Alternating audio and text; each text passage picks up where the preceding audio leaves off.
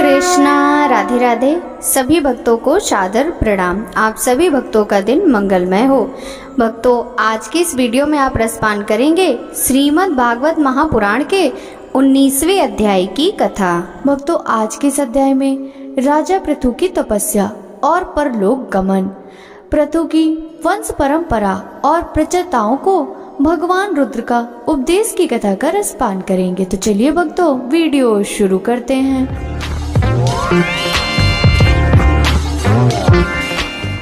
श्री मैत्रेय जी कहते हैं, इस प्रकार महामनस्वी प्रजापति पृथु ने स्वमेव अन्नादि तथा पुरग्रामादि सर्ग की व्यवस्था करके स्थावर जंगम सभी की आजीविका का सुविधा कर दिया तथा साधु जनोचित धर्मों का भी खूब पालन किया। मेरी अवस्था कुछ ढल गई है और जिसके लिए मैंने इस लोक में जन्म लिया था उस प्रजा रक्षण रूप ईश्वर आज्ञा का पालन भी हो चुका है। अतः अब मुझे अंतिम पुरुषार्थ मोक्ष के लिए प्रयत्न करना चाहिए। यह सोचकर उन्होंने अपनी विरह में रोती हुई अपनी पुत्री रूपा पृथ्वी का भार पुत्रों को सौंप दिया और सारी प्रजा को बिलखती छोड़कर वे अपनी पत्नी सहित अकेली ही तपोवन को चल दिए। वहां भी वे वानप्रस्थ आश्रम के नियमानुसार उसी प्रकार कठोर तपस्या में लग गए जैसे पहले गृहस्थ आश्रम में अखंड व्रत पूर्वक पृथ्वी को विजय करने में लग गए थे। कुछ दिन तो उन्होंने कंद मूल फल खाकर बिताए, कुछ काल सूखे पत्ते खाकर रहे, फिर कुछ पखवाड़ों तक जल पर ही रहे और इसके बाद केवल वायु से ही निर्वाह करने लगे। वीरवर पृथु मुनि वृत्ति से रहते थे। गर्मियों में उन्होंने पश्चाग्नियों का सेवन किया। वर्षा ऋतु में खुले मैदान में रहकर अपने शरीर पर जल की धाराएं सही और जाड़े में गले तक जल में खड़े रहे। वे प्रतिदिन मिट्टी की वेदी पर ही शयन करते थे। उन्होंने शीतोष्ण आदि सब प्रकार के द्वंद्वों को सहा तथा वाणी और मन का संयम करके ब्रह्मचर्य का पालन करते हुए प्राणों को अधीन कर लिया। इस प्रकार श्री कृष्ण की आराधना करने के लिए उन्होंने उत्तम तप किया। इस क्रम से उनकी तपस्या बहुत पुष्ट हो गई और उसके प्रभाव से कर्ममल नष्ट हो जाने के कारण उनका चित्त सर्वथा शुद्ध हो गया। प्राणायामों के द्वारा मन और इंद्रियों के निरुद्ध हो जाने से उनका वासना जनित बंधन भी कट गया। तब भगवान सनत कुमार ने उन्हें जिस परमोत्कृष्ट अध्यात्म योग की शिक्षा दी थी उसी के अनुसार राजा पृथु पुरुषोत्तम श्री हरि की आराधना करने लगे। इस तरह भगवत परायण होकर श्रद्धा पूर्वक सदाचार का पालन करते हुए निरंतर साधन करने से परम ब्रह्म परमात्मा में उनकी अनन्य भक्ति हो गई। इस प्रकार भगवत उपासना से अंतःकरण शुद्ध सात्विक हो जाने पर निरंतर भगवत चिंतन के प्रभाव से प्राप्त हुई इस अनन्य भक्ति से उन्हें वैराग्य सहित ज्ञान की प्राप्ति हुई और फिर उस तीव्र ज्ञान के द्वारा उन्होंने जीव के उपाधिभूत अलंकार को नष्ट कर दिया जो सब प्रकार के संशय का विपर्य का आश्रय है। इसके पश्चात देहात्मक बुद्धि की निवृत्ति और परमात्मा स्वरूप श्री कृष्ण की अनुभूति होने पर अन्य सब प्रकार की सिद्धि आदि से भी उदासीन हो जाने के कारण उन्होंने उस तत्व ज्ञान के लिए भी प्रयत्न करना छोड़ दिया जिसकी सहायता से पहले अपने जीव कोष का नाश किया था। क्योंकि जब तक साधक को योग माया के द्वारा श्री कृष्ण कथामृत में अनुराग नहीं होता तब तक केवल योग साधना से उसका मोह जनित प्रमाद दूर नहीं होता, ब्रह्म नहीं मिटता। फिर जब अंतकाल उपस्थित हुआ तो वीरवर पृथु ने अपने चित्त को दृढ़ता पूर्वक परमात्मा में स्थिर कर ब्रह्म भाव में स्थित हो जाना अपना शरीर त्याग दिया। उन्होंने एड़ी से गुदत के द्वार को रोककर प्राणवायु को धीरे धीरे मूलाधार में ऊपर की ओर उठाते हुए उसे क्रमशः नाभि, हृदय, वक्षा स्थल, कंठ और मस्तक में स्थित किया। फिर उसे और ऊपर की ओर ले जाते हुए क्रमशः ब्रह्मरंध्र में स्थिर किया। अब उन्हें किसी प्रकार के सांसारिक भोगों की लालसा नहीं रही। फिर यथा स्थान विभाग करके प्राणवायु को समष्टि वायु में, पार्थिव शरीर को पृथ्वी में और शरीर के तेज को समष्टि तेज में लीन कर दिया। हृदय आकाश आदि देवाच्छिन्न आकाश को महाकाश में और शरीरगत रुधिर आदि जलीय अंश को समष्टि जल में लीन किया। इसी प्रकार फिर पृथ्वी को जल में और जल को तेज में, तेज को वायु में और वायु को आकाश में लीन किया। तदंतर मन को जिनके अधीन वह रहता है उन इंद्रियों में, इंद्रियों को उनके कारण रूप तन मात्राओं में और सूक्ष्म भूतों के कारण अहंकार के द्वारा आकाश, इंद्रिय और तन मात्राओं को उसी अहंकार में लीन कर अहंकार को महतत्व में लीन किया। फिर संपूर्ण गुणों की अभिव्यक्ति करने वाले उस महातत्व को मायोपाधिक जीव में स्थित किया। तदंतर उस माया रूप जीव की उपाधि को भी उन्होंने ज्ञान और वैराग्य के प्रभाव से अपने शुद्ध ब्रह्म स्वरूप में स्थित होकर त्याग दिया। महाराज पृथु की पत्नी महारानी अर्ची भी उनके साथ वन को गई थी। वे बड़ी सुकुमारी थी, पैरों से भूमि का स्पर्श करने योग्य भी नहीं थी। फिर भी उन्होंने अपने स्वामी के व्रत और नियम आदि का पालन करते हुए उनकी खूब सेवा की और मुनि वृत्ति के अनुसार कंद मूल आदि से निर्वाह किया। इससे यद्यपि वे बहुत दुर्बल हो गई थी, तो भी प्रीतम के कर स्पर्श से सम्मानित होकर उसी के आनंद मनाने के कारण उन्हें किसी प्रकार कष्ट नहीं होता था। अब पृथ्वी के स्वामी और अपने प्रीतम महाराज पृथु की देह को जीवन के चेतना आदि सभी धर्मों से रहित देख उस सती ने कुछ देर विलाप किया। फिर पर्वत के ऊपर चिता बनाकर उसे उस चिता पर रख दिया। इसके बाद उस समय के सारे कृत्य कर नदी के जल में स्नान किया। अपने परम पराक्रमी पति को जलांजलि दे आकाश स्थित देवताओं की वंदना की तथा 3 बार चिता की परिक्रमा कर पति देव के चरणों का ध्यान करती हुई अग्नि में प्रवेश कर गई। परम साध्वी अर्ची को इस प्रकार अपने पति वीरवर पृथु का अनुगमन करते देख सहस्त्रों वरदायिनी देवियों ने अपने अपने पतियों के साथ उनकी स्तुति की। महादेवताओं के बाजे बजने लगे। उस समय उस मंदराचल के शिखर पर वे देवांगनाएं पुष्पों की वर्षा करती हुई आपस में इस प्रकार कहने लगी। देवियों ने कहा, अहो यह स्त्री धन्य है, इसने अपने पति राजराजेश्वर पृथु के मनवाड़ी शरीर से ठीक उसी प्रकार सेवा की जैसे श्री लक्ष्मी जी यज्ञेश्वर भगवान विष्णु की करती हैं। अवश्य ही अपने अचिंतनीय कर्म के प्रभाव से यह सती हमें भी लांघकर अपने पति के साथ उच्चतर लोकों को जा रही है। इस लोक में कुछ ही दिनों का जीवन होने पर भी जो लोग भगवान के परम पद की प्राप्ति कराने वाला आत्मज्ञान प्राप्त कर लेते हैं, उनके लिए संसार में कौन पदार्थ दुर्लभ है। अतः जो पुरुष बड़ी कठिनता से भूलोक में मोक्ष का साधन स्वरूप मनुष्य शरीर पाकर भी विषयों में आसक्त रहता है, वह निश्चय ही आत्मघाती है। हाय हाय, वह ठगा गया। श्री मैत्रेय जी कहते हैं, विदुर जी, जिस समय देवांगनाएं इस प्रकार स्तुति कर रही थी, भगवान के जिस परम धाम को आत्मज्ञानियों में श्रेष्ठ भगवत परायण महाराज पृथु गए, महारानी अर्ची भी उसी पति लोक को गई। परम भागवत पृथु जी ऐसे ही प्रभावशाली थे, उनके चरित्र बड़े उदार थे। मैंने तुम्हारे सामने उनका वर्णन किया। जो पुरुष इस परम पवित्र चरित्र को श्रद्धा पूर्वक एकाग्र चित्त से पढ़ता सुनता है, वह भी महाराज पृथु के पद भगवान के परम धाम को प्राप्त होता है। इसका सकाम भाव से पाठ करने ब्राह्मण ब्रह्म तेज प्राप्त करता है, क्षत्रिय पृथ्वीपति हो जाता है, वैश्य व्यापारियों में प्रधान हो जाता है और शूद्रों में साधुता आ जाती है। स्त्री हो अथवा पुरुष, जो कोई इसे आदर पूर्वक 3 बार सुनता है, वह संतानहीन हो तो पुत्रवान हो जाता है, धनहीन हो तो महाधनी हो जाता है, कीर्तिहीन हो तो यशस्वी और मूर्ख हो तो पंडित हो जाता है। यह चरित्र मनुष्य मात्र का कल्याण करने वाला और अमंगल को दूर करने वाला है। यह धन यश और आयु की वृद्धि करने वाला, स्वर्ग की प्राप्ति कराने वाला और कलयुग के दोषों का नाश करने वाला, यह धर्मादि चतुर्वर्ग की प्राप्ति में बड़ा सहायक है। इसलिए जो लोग धर्म अर्थ काम और मोक्ष की भली भांति सिद्ध करना चाहते हो, इन्हें उसका श्रद्धा पूर्वक श्रवण करना चाहिए। जो राजा विजय के लिए प्रस्थान करते समय इसे सुनकर जाता है, उसके आगे आकर राजा लोग उसी प्रकार भेंटे रखते हैं जैसे पृथु के सामने रखते थे। मनुष्य को चाहिए कि अन्य सब प्रकार की आसक्ति छोड़कर भगवान में विशुद्ध निष्काम भक्ति भाव रखते हुए महाराज पृथु के इस निर्मल चरित्र को सुने, सुनावे और पढ़े। विदुर जी, मैंने भगवान के महात्मा को प्रकट करने वाला यह पवित्र चरित्र तुम्हें सुना दिया।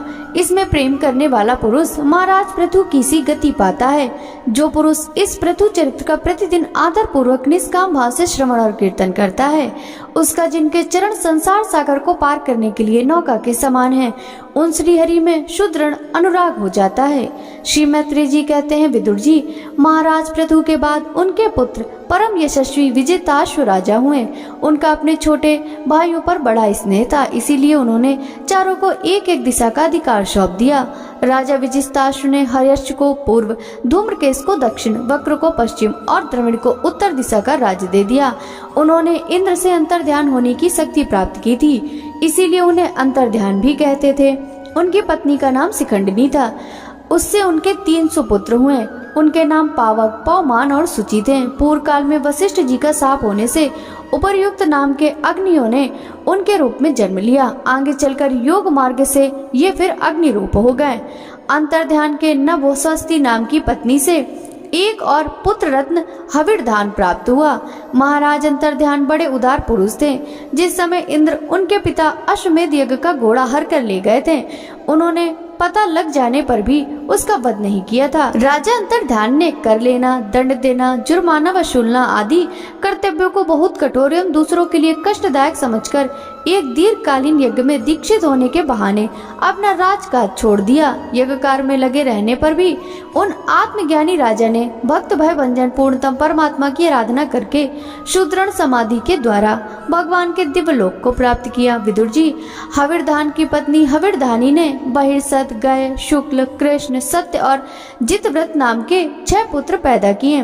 कुरुश्रेष्ठ विदुर जी, इनमें हविर्धान के पुत्र महाभाग बहिर्षद यज्ञादि कर्मकांड और योगाभ्यास में कुशल थे। उन्होंने प्रजापति का पद प्राप्त किया। उन्होंने एक स्थान के बाद दूसरे स्थान पे लगातार इतने यज्ञ किए कि यह सारी भूमि पूर्व की ओर अग्रभाग करके फैलाए हुए कुशों से पट गई थी। राजा प्राचीन बहिर ने ब्रह्मा जी के कहने से समुद्र की कन्या सतद्रुति से विवाह किया था।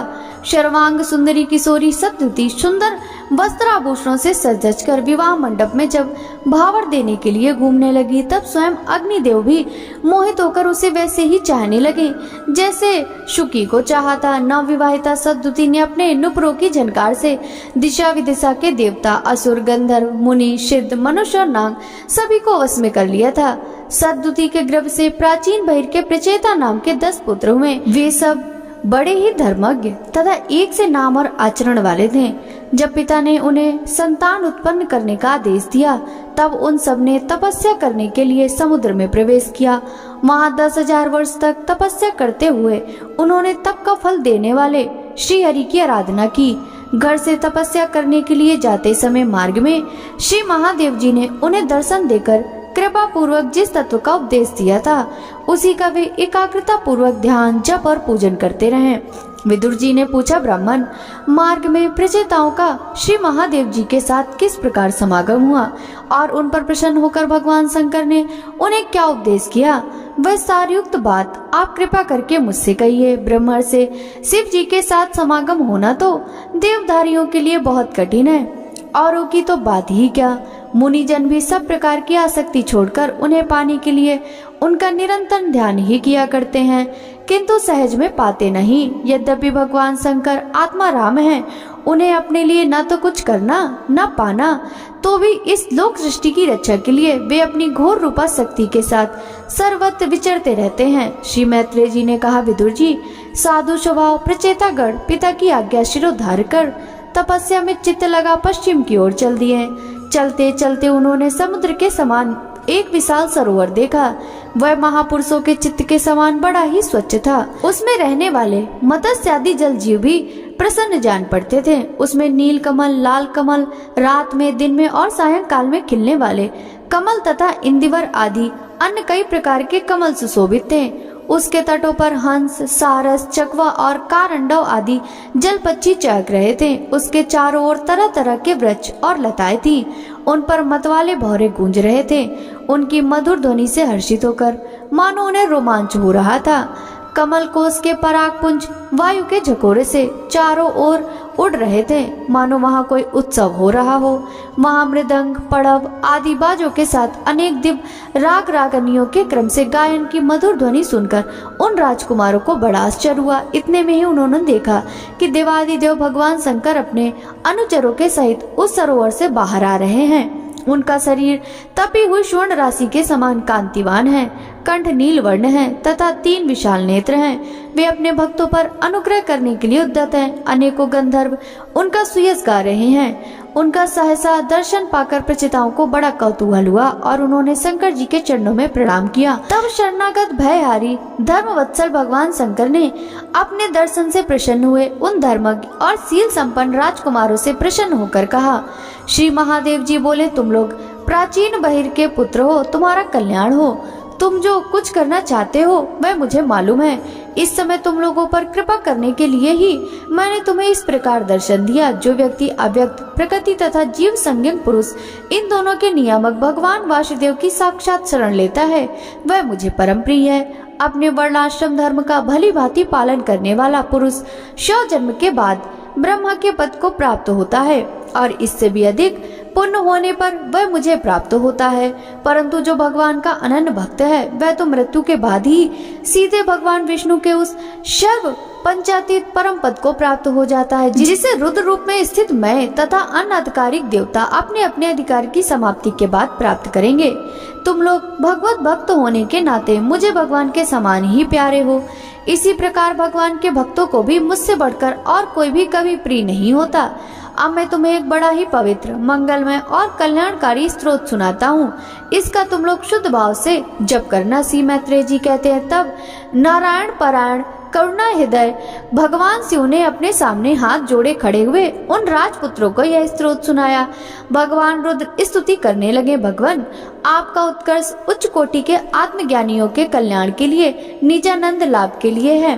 उससे मेरा भी कल्याण हो। आप सर्वदा निरतिशय परमानंद स्वरूप में ही स्थित रहते हैं। ऐसे सर्वात्मक आत्म स्वरूप आपको नमस्कार है। आप पद्मनाभ और इंद्रियों के नियंता, शांत, एक रस और स्वयं प्रकाश वासुदेव भी आप ही हैं। आपको नमस्कार है। आप ही सूक्ष्म, अनंत और मुखाग्नि के द्वारा संपूर्ण लोकों का संहार करने वाले, अहंकार के अधिष्ठाता संकर्षण तथा जगत के प्रकृष्ट ज्ञान के उद्गम स्थान बुद्धि के अधिष्ठाता प्रद्युम्न, आपको नमस्कार है। आप ही इंद्रियों के स्वामी, मनस्तत्व के अधिष्ठाता भगवान अनिरुद्ध हैं। आपको बार बार नमस्कार है। आप ही कर्ता, करण और कर्म तीनों शक्तियों के एकमात्र आश्रय हैं। आप ही अहंकार के अधिष्ठाता रुद्र हैं। आप ही ज्ञान और क्रिया स्वरूप हैं तथा आपसे ही परापश्चंती, मध्यमा और वैखरी 4 प्रकार की वाणी की अभिव्यक्ति होती है। आपको नमस्कार है प्रभु। हमें आपके दर्शनों की अभिलाषा है। अतः आपके भक्तजन जिसका पूजन करते हैं और जो आपके निज जनों को अत्यंत प्रिय हैं, अपने उस अनोखी रूप की आप हमें झांकी कराइए। आपका वह रूप हमें गुणों से समस्त इंद्रियों को तृप्त करने वाला है। वह वर्षाकालीन मेघ के समान स्निग्ध, श्याम और संपूर्ण सौंदर्य का सार सर्वस्व है। सुंदर 4 विशाल भुजाएं, मनोहर मुखारविंद, कमल दल के समान नेत्र, सुंदर भौहें, सुगंध नासिका, मनमोहिनी दंत पंक्ति, अमोल कपोल युक्त मनोहर मुखमंडल और शोभाशाली समान कर्ण युगल, प्रीतिपूर्ण उन्मुक्त हास्य, तिरछी चितवन, काली काली घुंघराली अलके, कमल कुसुम की केसर के समान फहराता हुआ पीताम्बर, झिलमिलाते हुए कुंडल, चमचमाते हुए मुकुट, कंकन, हार, नुपुर और मेखला आदि विचित्र आभूषण तथा शंख, चक्र, गदा, पद्म, वनमाला और कौस्तुभ मणि के कारण उसकी अपूर्व शोभा है। उसके सिंह के समान स्थूल कंधे हैं जिन पर हार, केयूर एवं कुंडलनी आदि की कांति झिलमिलाती रहती है तथा कौस्तुभ मणि की कांति से सुशोभित मनोहर ग्रीवा है। उसका श्यामा बच्चा स्थल श्रीवत्स के चिन्ह के रूप में लक्ष्मी जी का नित्य निवास होने के कारण कसौटी की शोभा को भी मात करता है। उसका त्रिवली से सुशोभित पीपल के पत्ते के समान सुडोल उदर श्वास के आने जाने से हिलता हुआ बड़ा ही मनोहर जान पड़ता है। उसमें जो भंवर के समान चक्करदार नाभि है वह इतनी गहरी है कि उससे उत्पन्न हुआ यह विश्व मानो फिर उसी में लीन होना चाहता है। श्याम वर्ण कटी भाग में पीताम्बर और स्वर्ण की मेखला शोभायमान है। समान और सुंदर चरण, पिंडली, जांग और घुटनों के कारण आपका दिव्य विग्रह बड़ा ही सुघड़ जान पड़ता है। आपके चरण कमलों की शोभा शरद ऋतु के कमल दल की कांति का भी तिरस्कार करती है। उनके नखों से जो प्रकाश निकलता है वह जीवों के हृदय अंधकार को तत्काल नष्ट कर देता है। हमें आप कृपा करके भक्तों के भय हरि एवं आश्रय स्वरूप उसी का दर्शन कराइए। जगत गुरु, हम अज्ञानावृत प्राणियों को अपनी प्राप्ति का मार्ग बतलाने वाले आप ही हमारे गुरु हैं। प्रभु, चित्त शुद्धि की अभिलाषा रखने वाले पुरुष को आपके इस रूप का निरंतर ध्यान करना चाहिए। इसकी भक्ति ही स्वधर्म पालन करने वाले पुरुष को अभय करने वाली है। स्वर्ग का शासन करने वाला इंद्र भी आपको ही पाना चाहता है तथा विशुद्ध आत्मज्ञानियों की गति भी आप ही हैं। इस प्रकार आप सभी देहधारियों के लिए अत्यंत दुर्लभ हैं। केवल भक्तिमान पुरुष ही आपको पा सकते हैं। सत्पुरुषों के लिए भी दुर्लभ अनंत भक्ति से भगवान को प्रसन्न करके, जिनकी प्रसन्नता किसी अन्य साधनों से दुसाध्य है, ऐसा कौन होगा जो उनके चरण तल के अतिरिक्त कुछ और चाहेगा। जो काल अपने अदम्य उत्साह और पराक्रम से फड़कती हुई भौं के इशारे से सारे संसार का संहार कर डालता है, वह भी आपके चरण की शरणों में गए हुए प्राणी पर अपना अधिकार नहीं मानता। ऐसे भगवान के प्रेमी भक्तों का यदि आधे क्षण के लिए भी समागम हो जाए तो उसके सामने ही मैं स्वर्ग और मोक्ष को कुछ नहीं समझता।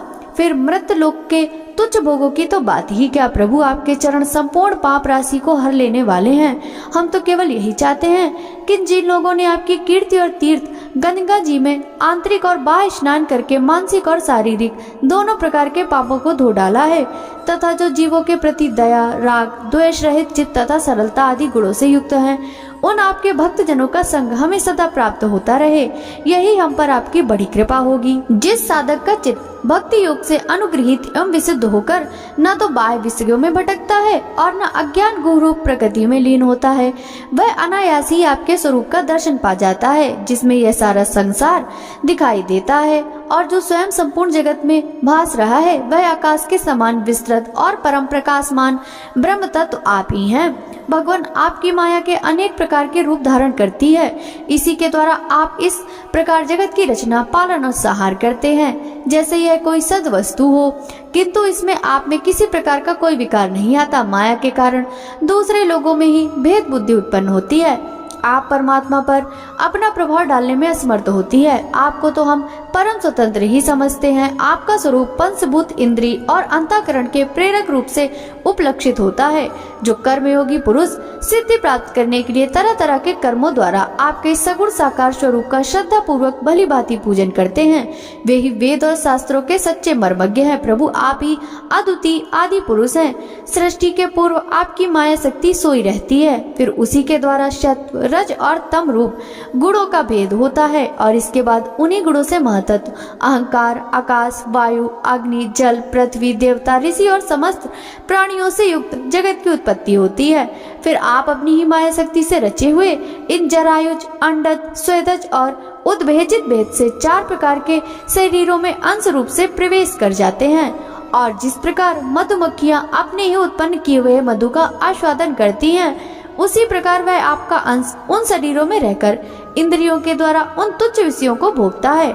आपके उस अंश को ही पुरुष एवं जीव कहते हैं। प्रभु, आपका तत्व ज्ञान प्रत्यक्ष रूप से नहीं, अनुमान से होता है। प्रलय काल उपस्थित होने पर काल स्वरूप आप ही अपने प्रचंड एवं अक्षय वेग से पृथ्वी आदि भूतों को अन्य भूतों से विचलित कराकर समस्त लोगों का संहार कर देते हैं। जैसे वायु अपने असहनीय एवं प्रचंड झोंकों से मेघों के द्वारा ही मेघों को तितर बितर करके नष्ट कर डालती है। भगवान, यह मोहग्रस्त जीव प्रमादवश हर समय इसी चिंता में रहता है कि अमुक कार्य करना है, इसका लोभ बढ़ गया है और इसे विषयों की लालसा बनी रहती है, किंतु आप सदा ही सजग रहते हैं। भूख से जीव लपलपाता हुआ सर्प और चूहे को चट कर जाता है, उसी प्रकार आप अपने काल स्वरूप से उसे सहसा लील जाते हैं। आपकी अवहेलना करने के कारण अपनी आयु को व्यर्थ मानने वाला ऐसा कौन विद्वान होगा जो आपके चरण कमलों को बिसारेगा। इनकी पूजा तो काल की आशंका से ही हमारे पिताजी ब्रह्मा जी और स्वयंभू आदि 14 मुनियों ने भी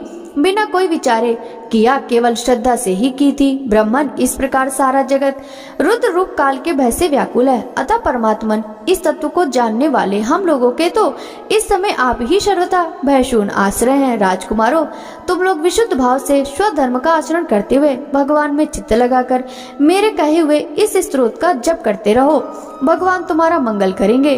तुम लोग अपने अंतःकरण में स्थित उन सर्वभूत अंतर्यात्मी परमात्मा श्री हरि का ही बार बार स्तवन और चिंतन करते हुए पूजन करो। मैंने तुम्हें यह योगादेश नाम का स्तोत्र सुनाया है, तुम लोग इसे मन में धारण कर मुनि व्रत का आचरण करते हुए इसका एकाग्रता से आदर पूर्वक अभ्यास करो। यह स्तोत्र पूर्व काल में जगत विस्तार के इच्छुक प्रजापतियों के पति भगवान ब्रह्मा जी ने प्रजा उत्पन्न करने की इच्छा वाले हम भृगु आदि अपने पुत्रों को सुनाया था।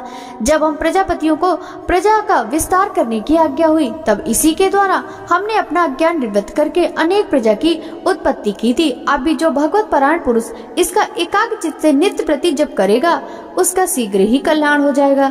इस लोक में सब प्रकार के कल्याण साधनों में मोक्षदायक ज्ञान ही सबसे श्रेष्ठ है। ज्ञान नौका पर चढ़ा हुआ पुरुष अनायास ही इस दुस्तर संसार सागर को पार कर लेता है।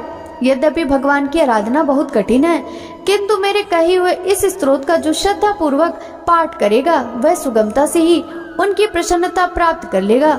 भगवान ही संपूर्ण कल्याण साधनों के एकमात्र प्यारे प्रातव्य हैं। अतः मेरे गाए हुए इस स्तोत्र के गान से उन्हें प्रसन्न करने के वह स्थिर चित्त होकर उनसे जो कुछ चाहेगा प्राप्त कर लेगा। जो पुरुष उषा काल में उठकर इसे श्रद्धा पूर्वक हाथ जोड़कर सुनता या सुनाता है वह सब प्रकार के कर्म बंधनों से मुक्त हो जाता है। राजकुमारों, मैंने तुम्हें जो यह परम पुरुष परमात्मा का स्तोत्र सुनाया है इसे एकाग्र चित्त से जपते हुए तुम महान तपस्या करो।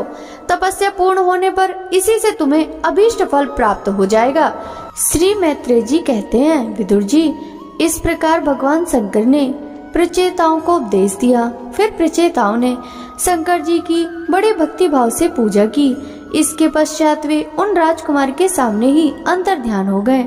सबके सब प्रचेता जल में खड़े रहकर भगवान रुद्र के बताए स्तोत्र का जप करते हुए 10,000 वर्ष तक तपस्या करते रहे।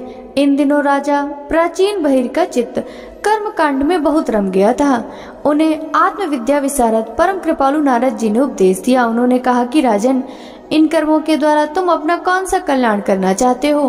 दुख के आंतरिक नाश और परमानंद की प्राप्ति का नाम कल्याण है, वह तो कर्मों से नहीं मिलता। राजा ने कहा, महाभाग नारद जी, मेरी बुद्धि कर्म में फंसी हुई है, इसलिए मुझे परम कल्याण का कोई पता नहीं। आप मुझे विशुद्ध ज्ञान का उपदेश दीजिए जिससे मैं इस कर्म बंधन से छूट जाऊं। जो पुरुष कपट धर्म में गृहस्थ आश्रम में ही रहता हुआ पुत्र, स्त्री और धन को ही परम पुरुषार्थ मानता है वह ज्ञान व संसार सारण्य में ही भटकता रहने के कारण उस परम कल्याण को प्राप्त नहीं कर सकता। श्री नारद जी कहते हैं, देखो देखो राजन, तुमने यज्ञ में निर्दयता पूर्वक जिन हजारों पशुओं की बलि दी थी उन्हें आकाश में देखो। ये सब तुम्हारे द्वारा प्राप्त हुई पीड़ाओं को याद करते हुए बदला लेने के लिए तुम्हारी बाट देख रहे हैं। जब तुम मरकर परलोक में जाओगे तब यह तंत्र क्रोध में भरकर तुम्हें अपने लोहे के सींगों से छेदेंगे। अच्छा, इस विषय में मैं तुम्हें एक प्राचीन उपाख्यान सुनाता हूँ। वह राजा पुरंजन का चरित्र है, उसे तुम मुझसे सावधान होकर सुनो। राजन, पूर्व काल में पुरंजन नाम का एक बड़ा यशस्वी राजा था। उसका अभिज्ञात नामक एक मित्र था। कोई भी उसकी चेष्टाओं को समझ नहीं सकता था। राजा पुरंजन अपने रहने योग्य इस स्थान की खोज में सारी पृथ्वी में घूमा, फिर भी जब उसे कोई अनुरूप स्थान न मिला तब वह कुछ उदास हो गया। उसे तरह तरह के भोगों की लालसा थी। उन्हें भोगने के लिए उसने संसार में जितने नगर देखे उनमें से कोई भी उसे ठीक न जचा। एक दिन उसने हिमालय के दक्षिण तटवर्ती शिखरों पर कर्मभूमि भारत खंड में एक 9 द्वारों का नगर देखा। वह सब प्रकार के सुलक्षणों से संपन्न था। सब ओर से परकोटे, बगीचों, अटरियों, खाइयों, झरोकों और राजद्वारों से सुशोभित था और सोने, चांदी तथा लोहे के शिखरों वालों विशाल भवनों से खचाखच भरा था। उसके महलों की फर्शें नीलम, स्फटिक, वैदुर, मोती, पन्ने और लालों की बनी हुई थी। अपनी कांति के कारण वह नागों की राजधानी भोगवतीपुरी के समान जान पड़ता था। उसमें जहाँ तहाँ अनेकों सभा भवन, चौराहे, सड़कें, क्रीड़ा भवन, बाजार, विश्राम स्थान, ध्वजा पताकाएं और मूंगे के चबूतरे सुशोभित थे। उस नगर के बाहर दिव्य वृक्ष और लताओं से पूर्ण एक सुंदर बाग था। उसके बीच में एक सरोवर सुशोभित था। उसके पास अनेकों पक्षी भांति भांति की बोली बोल रहे थे तथा भौरे गुंजार कर रहे थे। सरोवर के तट पर जो वृक्ष थे उनकी डालियां और पत्ते शीतल झरनों के जल कणों से मिली हुई वासंती वायु के झरोके से हिल रहे थे और इस प्रकार वे तटवर्ती भूमि की शोभा बढ़ा रहे थे। वहाँ के वन्य पशु भी मुनि जनोचित अहिंसावादी व्रतों का पालन करने वाले थे, इसलिए उनसे किसी को कोई कष्ट नहीं पहुंचता था। वहाँ बार बार जो कोकिल की कुहू ध्वनि होती थी उससे मार्ग में चलने वाले बटोहियों को ऐसा भ्रम होता था मानो वह बगीचा विश्राम करने के लिए उन्हें बुला रहा है। राजा पुरंजन ने उस अद्भुत वन में घूमते घूमते एक सुंदरी को आते देखा जो अकस्मात उधर चली आई थी। उसके साथ 10 सेवक थे जिनमें से प्रत्येक 100 नायिकाओं का पति था। एक 5 फन वाला सांप उसका द्वारपाल था, वहीं उसकी सब ओर से रक्षा करता था। वह सुंदरी भोली भाली किशोरी थी और विवाह के लिए श्रेष्ठ पुरुष की खोज में थी। उसकी नासिका, दंत पंक्ति, कपोल और मुख बहुत सुंदर थे। उसके समान कानों में कुंडल झिलमिला रहे थे। उसका रंग सांवला था, कटी प्रदेश सुंदर था। वह पीले रंग की साड़ी और सोने की करधनी पहने हुए थी तथा चलते समय चरणों से नुपुरों की झनकार करती जाती थी। अधिक क्या, वह साक्षात कोई देवी सी जान पड़ती थी। वह गजगामिनी बाला, किशोरावस्था की सूचना देने वाले अपने गोल गोल समान और परस्पर सटे हुए स्तनों को लज्जावश बार बार आंचल से ढकती जाती थी। उसके प्रेम से मटकती भाव और प्रेम पूर्ण तिरछी चितवन के बाढ़ से घायल होकर वीर पुरंजन ने लज्जायुक्त मुस्कान से और भी सुंदर लगने वाली देवी से मधुर वाणी में कहा, कमलदल लोचने, मुझे बताओ तुम कौन हो, किसकी कन्या हो? साध्वी, इस समय कहाँ से आ रही हो? भीरू, इस पुरी के समीप तुम क्या करना चाहती हो?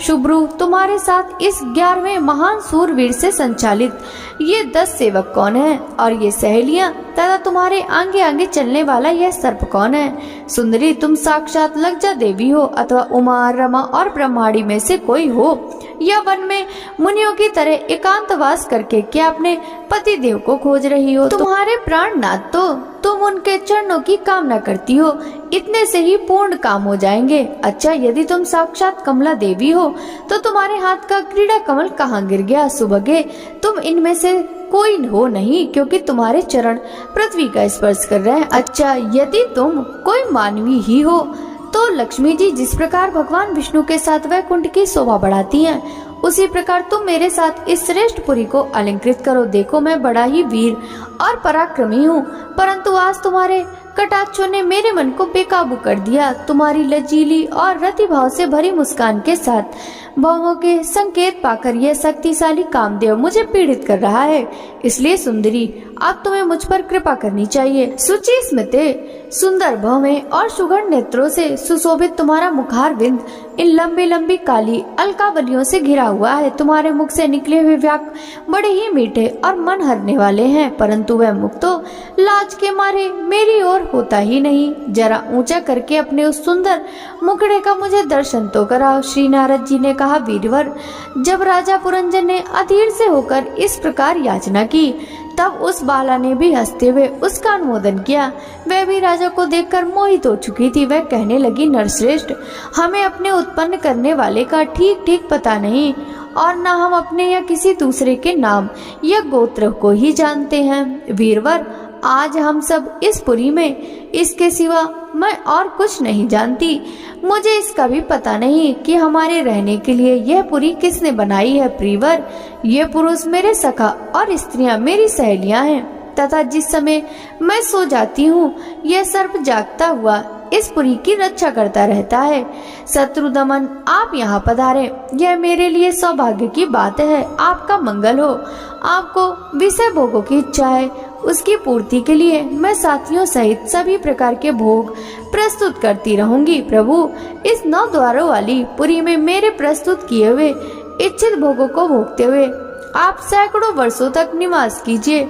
भला आपको छोड़कर मैं और किसके साथ रमण करूंगी?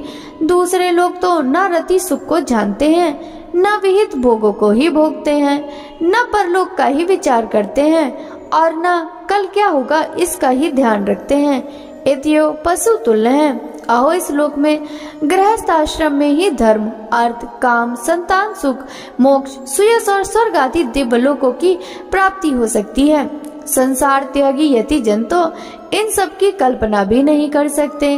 महापुरुषों का कथन है कि इस श्लोक में पितर, देव, ऋषि, मनुष्य तथा संपूर्ण प्राणियों के और अपने भी कल्याण का आश्रय एकमात्र गृहस्थ आश्रम ही है। वीर शिरोमणि, लोक में मेरी जैसी कौन सी स्त्री होगी जो स्वयं प्राप्त हुए आप जैसे सुप्रसिद्ध, उदारचित और सुंदर पति को वरण न करेगी। महाभाव, इस पृथ्वी पर आपकी सांप जैसी गोलाकार सुकोमल भुजाओं में स्थान पाने के लिए किस कामनी का चित्त न ललचावेगा? आप तो अपनी मधुर मुस्कानमयी करुणापूर्ण दृष्टि से हम जैसी अनाथाओं के मानसिक संताप को शांत करने के लिए ही पृथ्वी में विचर रहे हैं। श्री नारद जी कहते हैं, राजन, उन स्त्री पुरुषों ने इस प्रकार एक दूसरे की बात का समर्थन कर फिर 100 वर्षों तक उसी पुरी में आनंद भोगा। गायक लोग सुमधुर स्वर में जहाँ तहाँ राजा पुरंजन की कीर्ति गाया करते थे। जब ग्रीष्म ऋतु आई तब वह अनेकों स्त्रियों के साथ सरोवर में घुसकर जल क्रीड़ा करता। उस नगर में जो 9 द्वार थे उनमें से 7 नगरी के ऊपर और 2 नीचे थे। उस नगर का जो राजा होता उसके पृथक पृथक देशों में जाने के लिए ये द्वार बनाए गए थे। राजन, इनमें से 5 पूर्व, 1 दक्षिण, 1 उत्तर और 2 पश्चिम की ओर थे। उनके नामों का वर्णन करता हूँ। पूर्व की ओर खंख होता और आविर्मुखी नाम के 2 द्वार एक ही जगह बनाए गए थे। उनमें होकर राजा पुरंजन अपने मित्र धुमान के साथ विभ्राजित नामक देश को जाया करता था। इस प्रकार उस ओर नलिनी और नालिनी नाम के 2 द्वार और भी एक जगह बनाए गए थे। उनसे होकर वह अवधूत के साथ सौरभ नामक देश को जाता था। पूर्व दिशा की ओर मुख्य नाम का जो 5वां द्वार था उसमें होकर वह रशग और विपण के साथ क्रमशः बहुदन और आपर नाम के देशों को जाता था। पुरी के दक्षिण ओर की जो पितृहु नाम का द्वार था उसमें होकर राजा पुरंजन श्रुतधर के साथ दक्षिण पांचाल देश को जाता था। उत्तर की ओर जो देववहु नाम का द्वार था उससे श्रुतधर के साथ ही वह उत्तर पांचाल देश को जाता था। पश्चिम दिशा में आसुरी नाम का दरवाजा था, उसमें होकर वह दुर्मुद के साथ ग्रामक देश को जाता था तथा निरिति नाम का जो दूसरा पश्चिम द्वार था उससे लुब्धक के साथ वह वैवस नाम के देश को जाता था। इस नगर के निवासियों में निर्वाक और पेशकृत ये 2 नागरिक अंधे थे। राजा पुरंजन आंख वाले नागरिकों का अधिपति होने पर भी इन्हीं की सहायता से जहां तहां जाता और सब प्रकार के कार्य करता था। जब कभी अपने प्रधान सेवक विसुचीन के साथ अंतापुर में जाता तब उसे स्त्री और पुत्रों के कारण होने वाले मोह, प्रसन्नता एवं हर्ष आदि विकारों का अनुभव होता। उसका चित्त तरह तरह के कर्मों में फंसा हुआ था और काम परवश होने के कारण वह मूढ़ रमणी के द्वारा ठगा गया था। उसकी रानी जो जो काम करती थी वह भी करने लगा। वह जब मद्यपान करती तब वह भी मदिरा पीता और मद से उन्मत्त हो जाता। जब वह भोजन करती तब आप भी भोजन करने लगता और जब कुछ चबाती तब आप भी वही वस्तु चबाने लगता था। इस प्रकार कभी उसके गाने पर गाने लगता, रोने पर रोने लगता, हंसने पर हंसने लगता और बोलने पर बोलने लगता। वह दौड़ती तो आप भी दौड़ने लगता, खड़ी होती तो आप भी खड़ा हो जाता, सोती तो आप भी उसी के साथ सो जाता और बैठती तो आप भी बैठ जाता। कभी वह सुनने लगती तो आप भी सुनने लगता, देखती तो देखने लगता, सूंघती तो सूंघने लगता और किसी चीज को छूती तो आप भी छूने लगता। कभी उसकी प्रिया शोकाकुल होती तो आप भी अत्यंत दीन के समान व्याकुल हो जाता। जब वह प्रसन्न होती तो आप भी प्रसन्न हो जाता और उसके आनंदित होने पर आनंदित हो जाता। राजा पुरंजन अपनी सुंदरी रानी के द्वारा ठगा गया। सारा प्रकृति वर्ग परिकर ही उसको धोखा देने लगा। वह मूर्ख विवश होकर इच्छा न होने पर भी खेलने के लिए घर पर पाले हुए बंदर के समान अनुकरण करता रहता। श्री नारद जी कहते हैं, राजन, एक दिन राजा पुरंजन अपना विशाल धनुष, सोने का कवच और अच्छे तरकस धारण करके 11वें सेनापति के साथ 5 घोड़ों के शीघ्रगामी रथ में बैठकर पंचप्रस्थ नाम के वन में गया। उस रथ में 2 ईसा दंड, 2 पहिए, 1 धुरी, 3 ध्वज दंड, 5 डोरियां, 1 लगाम, 1 सारथी, 1 बैठने का स्थान, 2 जुए, 5 आयुध और 7 आवरण थे। वह 5 प्रकार की चालों से चलता था तथा उसका साज बात सब सुनहरा था। यद्यपि राजा के लिए अपनी प्रिया को क्षण भर में ही छोड़ना कठिन था, किंतु उस दिन उसे शिकार का ऐसा शौक लगा कि उसकी भी परवाह न कर वह बड़े गर्व से धनुष बाढ़ चढ़ाकर अखेट करने लगा। इस समय आसुरी वृत्ति बढ़ जाने से उसका चित्त बड़ा कठोर और दया शून्य हो गया था। इससे उसने अपने तीखे बाड़ों से बहुत से निर्दोष जंगली जानवरों का वध कर डाला, जिससे मांस में अत्यधिक आसक्ति हो। वह राजा केवल शास्त्र प्रदर्शित कर्मों के लिए वन में जाकर आवश्यकता अनुसार अनिषिद्ध पशुओं का वध करे, व्यर्थ पशु हिंसा न करे। शास्त्र इस प्रकार उच्छृंखल प्रवृत्ति को नियंत्रित करता है। राजन, जो विद्वान इस प्रकार शास्त्र नियत कर्मों का आचरण करता है, वह उस कर्मानुष्ठान से प्राप्त हुए ज्ञान के कारणभूत कर्मों में लिप्त नहीं होता। नहीं तो मनमाना कर्म करने से मनुष्य अभिमान के वशीभूत होकर कर्मों के बंधन में बंध जाता है तथा गुण प्रवाह रूप संसार चक्र में पड़कर विवेक बुद्धि के नष्ट हो जाने से अधम योनियों में जन्म लेता है। पुरंजन के तरह तरह के पंखों वाले बाड़ों से छिन्न भिन्न होकर अनेकों जीव बड़ी कष्ट के साथ प्राण त्यागने लगे। उसका वह निर्दयता पूर्ण जीव संहार देखकर सभी दयालु पुरुष बहुत दुखी हुए, वे इसे सह न सके। इस प्रकार वहाँ खरगोश, सुअर, भैंसे, नील गाय, कृष्ण मृग, शाही तथा और भी बहुत से मेध पशुओं का वध करते करते राजा पुरंजन बहुत थक गया। तब वह भूख प्यास से अत्यंत शिथिल हो वन से लौटकर राजमहल में आया। वहाँ उसने यथा योग्य रीति से स्नान और भोजन से निवृत्त हो कुछ विश्राम करके थकान दूर की। फिर गंध, चंदन और माला आदि से सुसज्जित हो अपने अंगों में सुंदर सुंदर आभूषण पहने। तब उसे अपनी प्रिया की याद आई। वह भोजन आदि से तृप्त, हृदय से आनंदित, मत से उन्मत्त और काम से व्यतीत होकर अपनी सुंदरी भार्या को ढूंढने लगा, किंतु उसे वह कहीं भी दिखाई न दी। प्राचीन बहिर तब उसने चित्त में कुछ उदास होकर अंतःपुर की स्त्रियों से पूछा, सुंदरियों, अपनी स्वामिनी के सहित तुम सब पहले की तरह कुशल से ही हो ना? क्या कारण है आज इस घर की संपत्ति पहले जैसी सुहावनी नहीं जान पड़ती? घर में माता अथवा पति परायणा भार्या ना हो तो वह घर बिना पहिए के रथ के समान हो जाता है।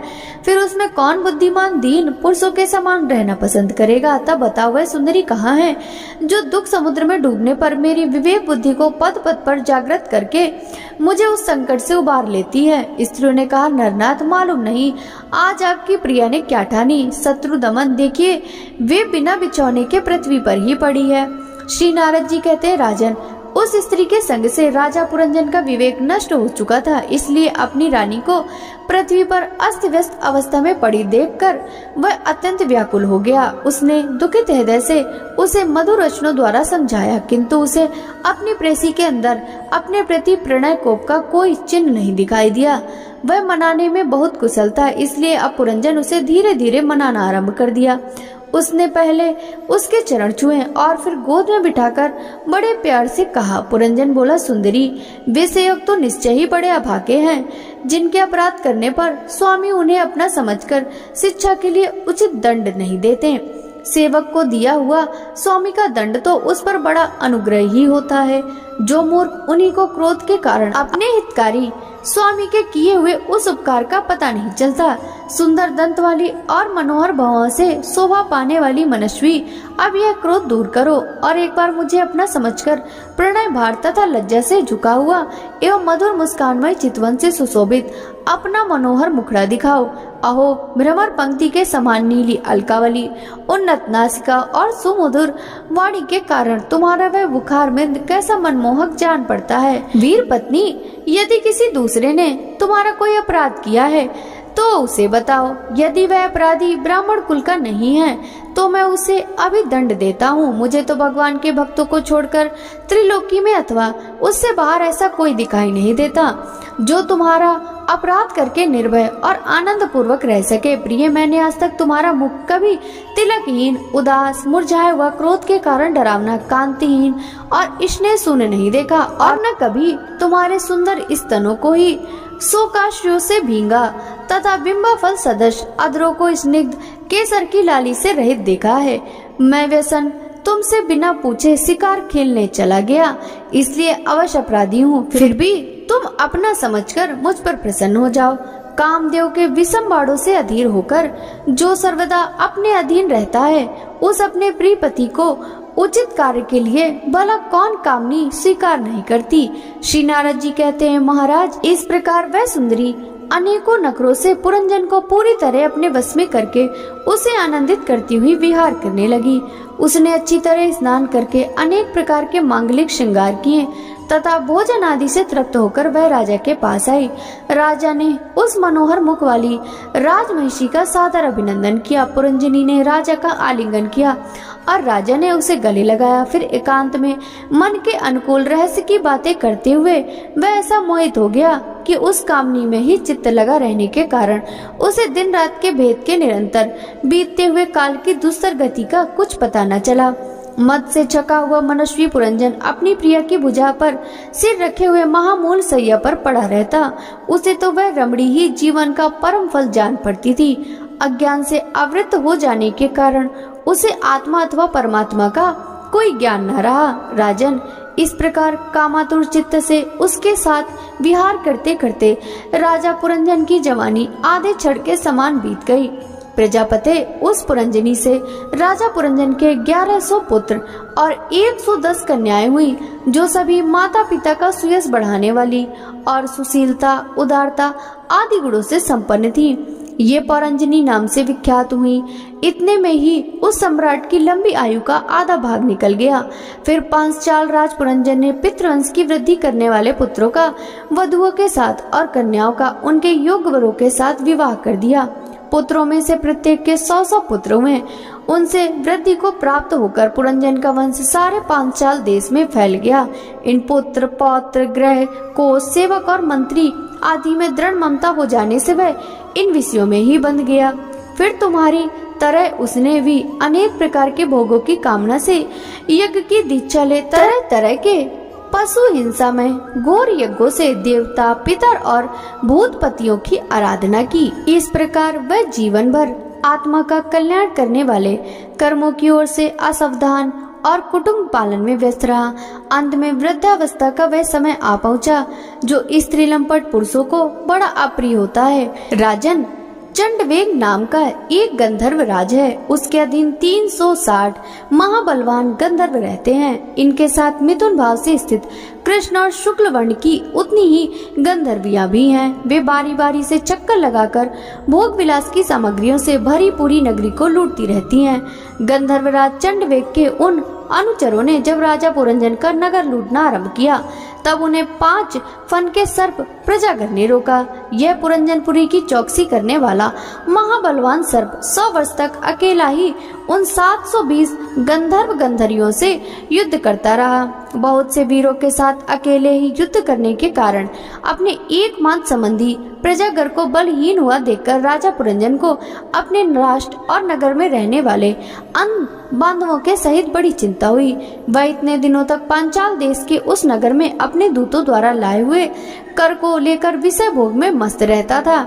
स्त्री के वशीभूत रहने के कारण इस असंभावी भय का उसे पता ही नहीं चला। बहिर्समन इन्हीं दिनों काल की एक कन्या वर की खोज में त्रिलोकी में भटकती रही, फिर भी उसे किसी ने स्वीकार नहीं किया।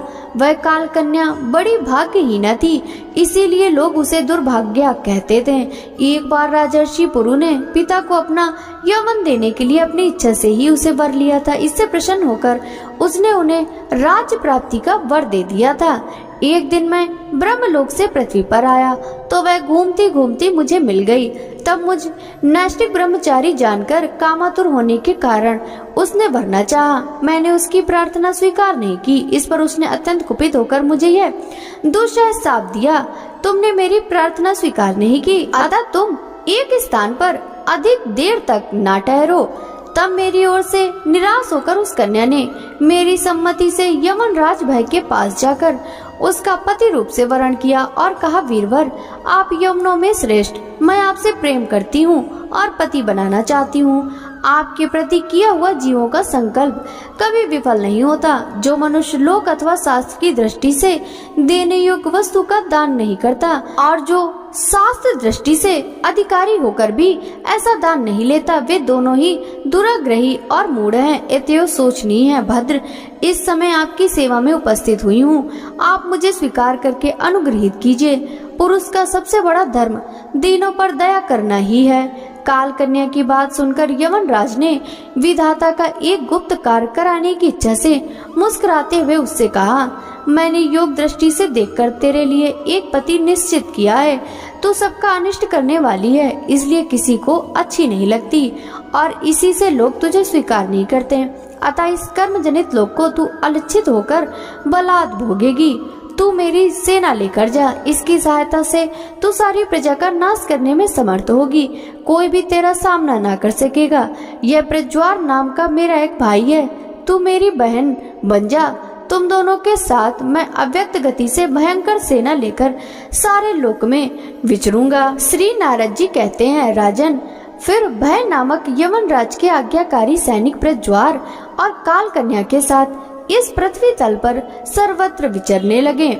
भक्तों, आगे की कथा का रसपान हम कल के अध्याय में करेंगे। श्रीमद् भागवत महापुराण की यह कथा यदि आपको अच्छी लगी हो तो वीडियो को लाइक कर ज्यादा से ज्यादा भक्तों के साथ शेयर कीजिएगा। साथ ही वीडियो के कमेंट बॉक्स में जय जय श्री हरि विष्णु जरूर लिखेगा, जिससे भगवान विष्णु की कृपा दृष्टि सदा सर्वदा आप सभी पर इसी प्रकार बनी रहे। आपसे मिलते हैं श्रीमद् भागवत महापुराण के चतुर्थ स्कंद के अंतर्गत आगे की कथाओं के साथ। तब तक सभी भक्तों को हरे कृष्णा, राधे राधे।